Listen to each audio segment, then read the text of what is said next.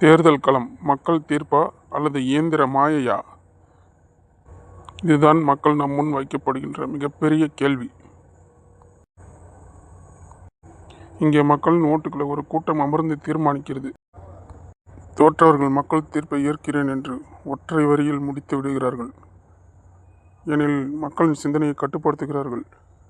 ஏனெனில் எல்லா கட்சிகளும் ஒரே கொடையின் கீழ் உள்ளவை. ஏன் எல்லா கட்சிகளும் தோற்றப்பின் மின்னணு இயந்திரத்தை பற்றி பேசுகின்றார்கள்?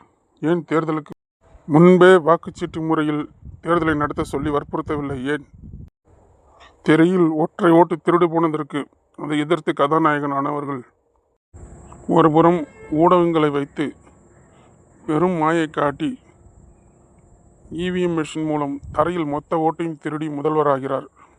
இந்தியா முழுவதும் நட்சத்திர அந்தஸ்து பெற்ற முதல்வர் வேட்பாளர்களே தோற்றுப்போவது எப்படி சாத்தியம்?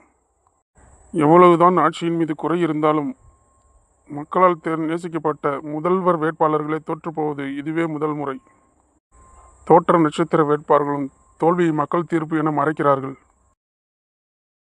பீகாரிலும் ஆயிரக்கணக்கான கோடிகள் தேர்தலுக்கு முன்னமே அக்கவுண்டில் போடப்பட்டு தேர்தல் மோசடியை அரங்கேற்றியுள்ளனர்.